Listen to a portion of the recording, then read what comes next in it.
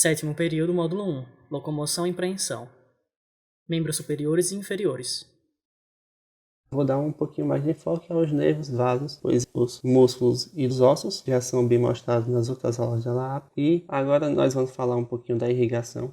Primeiramente, vamos falar das veias. Nós temos tanto veias superficiais quanto veias profundas, mas eu quero que veja essas veias maiores. Primeiramente, nós temos a veia braquicefálica, a veia subclávia, veia jugular interna e jugular externa. Essas são as maiores. Aí da subclávia nós temos algumas ramificações que vão dar na veia axilar, depois na veia basílica, que é mais medial, e depois na veia cefálica. Não dá muito para ver a veia cefálica aqui, mas vou mostrar em outra imagem depois. Além disso, entre a veia basílica e a veia cefálica, nós temos uma veia que comunica elas duas. Depois temos as ramificações para a veia radial e veia ulnar. Depois para o arco venoso. O arco venoso tem tanto o arco venoso palmar superficial e profundo. E como tem a vista palmar, nós temos a vista dorsal também. E vamos ter a presença do arco venoso dorsal superficial e profundo também. Aqui a gente dá para ver muito melhor a veia cefálica e a veia basílica. Elas vêm de lado a lado e se comunicam a partir da veia intermédia do cotovelo. São veias que têm importância anatômica no processo de retirada de sangue para fazer exames, por exemplo, já que são basicamente essas veias que são utilizadas, principalmente a veia intermédia do cotovelo, que é uma das mais proeminentes, mais superficiais. Agora vamos para a vascularização relativa às artérias. As artérias principalmente vão vir decorrência de ramificações da subclávia. A subclávia vem abaixo da clavícula, depois recebe outro nome de axilar, seguindo seu caminho muda de nome para braquial. Seguindo o caminho da braquial, ela se divide. As mais importantes são a radial, a mediana, a interóssea e a quarta, a ulnar, e depois se divide em ramo palmar profundo e ramo palmar superficial. Essas são as divisões principais. Claro que tem outras artérias, arteríolas que têm importância clínica, mas que não são muito importantes no momento de revisão. Por exemplo, tem a parte interdigital na mão, tem outras artérias que ficam no antebraço, mas essas são as principais e eu quero que lembrem basicamente dessas, principalmente para a vida. Vamos falar um pouquinho dos linfonodos. Os linfonodos, quero começar aqui pelos linfonodos cubitais, vão receber a linfa vinda da mão, do antebraço, chegando ali nos linfonodos cubitais. Subindo mais um pouco, nós temos os linfonodos axilares anteriores, axilares posteriores, axilares humerais, axilares centrais. Esses são vários linfonodos nessa região axilar. E por isso pode ser comum o aparecimento de aumento de linfonodos nessa região. Além disso, nós temos os linfonodos deltopetorais e axilares apicais. É importante esses linfonodos axilares porque vai ser tanto uma filtragem, entre aspas, da linfa vinda dos músculos peitorais maior, menor, deltoide e os músculos do braço também. Passando agora para nervos. Nós temos aqui o famoso plexo braquial, que já foi visto em outros períodos de anatomia, e que começa a partir do C5, aí tem o ramo C5, C6, C7, C8, T1. Tem as formações da raiz, depois a formação do tronco, superior, médio e inferior, depois a formação do fascículo lateral, posterior e medial, e por fim, é o que eu quero que vocês vejam, que são esses nervos aqui. O nervo musculocutâneo, o nervo axilar, o nervo radial, o nervo mediano e o nervo cubital. Falando um pouquinho especificamente deles, a gente poderia dividir o braço em região anterior e posterior, e no caso da região anterior, o nervo musculocutâneo, por exemplo, ele vai inervar os músculos da região anterior toda, que são o músculo braquial, o músculo bíceps braquial e o músculo cólico braquial. Já o nervo radial, por exemplo, ele vai inervar os músculos da região posterior toda do braço, que seria o tríceps braquial, com sua cabeça longa, com sua cabeça lateral, e o deltoide seria o músculo que sobrou, né, dessa região do braço, seria inervado pelo nervo axilar.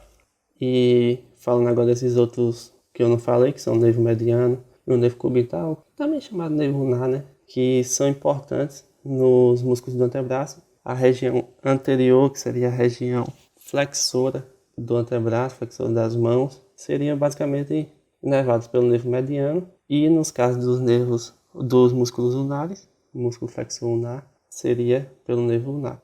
Já a região dos músculos extensores, que seria a região posterior do antebraço, seria inervado pelo nervo radial como um todo. Como dá para ver nessa próxima imagem aqui, que são divididas em cores, nós temos as raízes que seriam responsáveis pela inervação. Aí nós temos alguns miótonos, né? E tem um caminho bastante interessante aqui, que é mais uma representação esquemática. É claro que uma raiz tem interseção com a outra, mas aqui é só para facilitar o processo de aprendizagem, que seria esse caminho, né? C3, C4, C5, C6, aí vai C7, C8, T1, T2, T3, T4. E que bate muito bem com o que a gente falou dos nervos. É só se comparar na outra imagem anterior, quais nervos estão relacionados a quais raízes e bater junto com essa imagem essas correlações. Falar agora dos membros inferiores.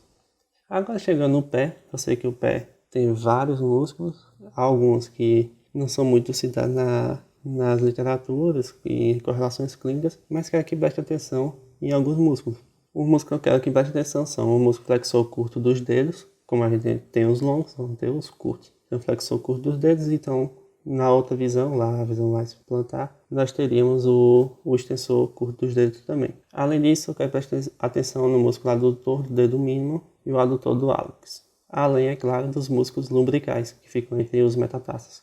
Passando agora para nervos, nós temos dois grandes troncos. Nós temos o tronco lombo-sacral, ou seja, o tronco lombar e o sacral. No lombar, é importante frisar a presença de alguns desses, que seriam, a partir do L1, o nervo iliohipogástrico, o nervo ilioinguinal, o nervo genitofemoral, o nervo cutâneo lateral da coxa, nervo femoral, o nervo obturatório e o tronco lombo-sacral.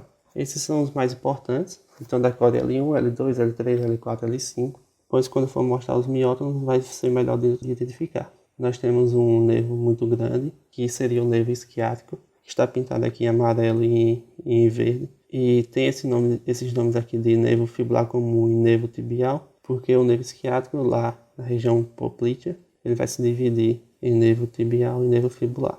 Além disso, quero que preste atenção no nervo glúteo superior, nervo glúteo inferior, e nervo para o músculo piriforme. Como dá para ver, tem vários nervos, e tem os nervos que já são nervos que dão nome aos músculos, como o nervo do piriforme, nervo do glúteo inferior, glúteo superior, o glúteo máximo, glúteo médio, glúteo mínimo. Temos também o nervo para o músculo quadrado da coxa e gêmeo superior, que eu mostrei naquela primeira imagem dos músculos. Nós temos o nervo para os músculos obturador interno e gêmeo superior, ou seja, tem aqueles músculos ali que ficam abaixo dos glúteos que vão ter seus nervos específicos. Além disso, nós temos o nervo cutâneo, que seria o nervo cutâneo posterior da coxa, o nervo cutâneo perfurante, tem o nervo pudendo, tem o nervo para os músculos levantadores do ânus, porque aqui é o plexo sacral, né? Então vai ter alguns nervos que vão estar presentes na coxa e na perna, mas vai ter também alguns nervos que vão estar presentes na região ali genital, aqueles músculos que recobrem aquela porção. Passando aqui, esse desenho muito linear do caminho dos nervos, como L1, L2, L3, L4, L5, S1 e S2. Como dá para ver, são linhas uma abaixo da outra seguindo um caminho e que fica muito mais fácil de entender. Nós temos uma imagem que mostra um nervo isquiático, o famoso nervo ciático, que o caminho dele é muito interessante para a correlação clínica, porque uma pessoa pode ter dor no nervo isquiático e o problema não ser do nervo, mas ser do músculo que passa ali, porque o nervo passa atrás do músculo piriforme. Contudo, tem algumas variações anatômicas que esse nervo ele passa pelo meio do músculo. E quando esse músculo contrai, há um pinçamento do nervo e há uma dor bastante forte. E até, em algumas vezes, quando está mais inflamado, uma dor incapacitante, que impede a pessoa de deambular. Aí o nervo isquiático vai descendo, passando por baixo do bíceps femoral e chega ali na região poplítea, que seria no encontro entre a parte da coxa com a parte da perna. Daí, ele vai se dividir em nervo tibial e o nervo fibular comum. O nervo fibular comum depois vai se dividir em vários ramos, o nervo tibial também, mas eu quero prestar atenção que o nervo isquiático é quem dá continuidade em nervo tibial e nervo fibular comum.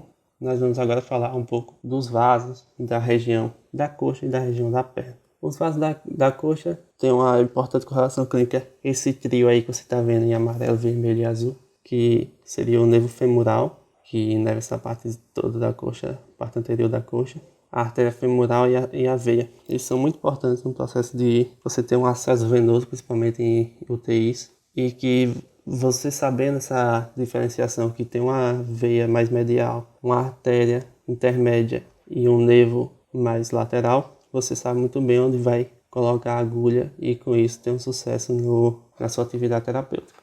Nós vamos para a parte da região poplítea. Tem algumas artérias muito importantes da coxa, que são a artéria femoral e a artéria poplítea.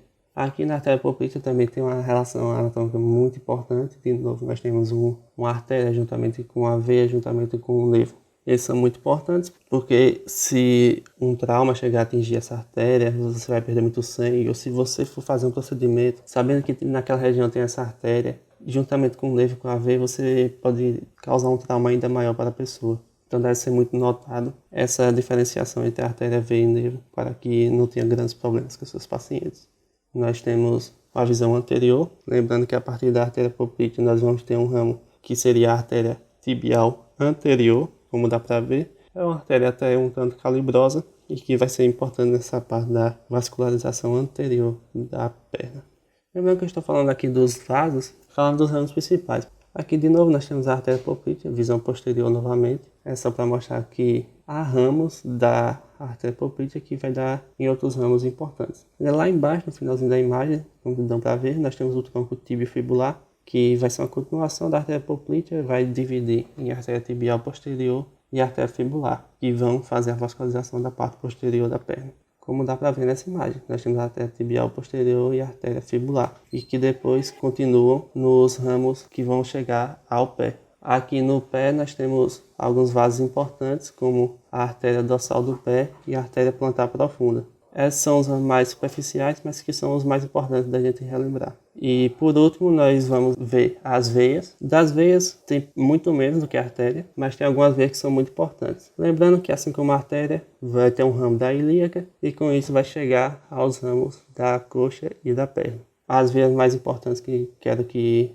lembrem é a veia safena magna, que é essa veia mais medial, a veia femoral, isso a veia femoral profunda, a veia poplítea, que está ali já na região do joelho, que é na região poplítea, a veia safena parva e a continuação da safena magna. E no pé, assim como vê nas mãos, nós temos o arco venoso. Tem o arco venoso plantar e tem o arco venoso dorsal. Então, essas são as veias que devem ser lembradas e que seus ramos menores são menos importantes e a gente acabaria esquecendo. Espero que tenha sido útil a aula e que possam ter relembrado alguns dos assuntos. Até mais.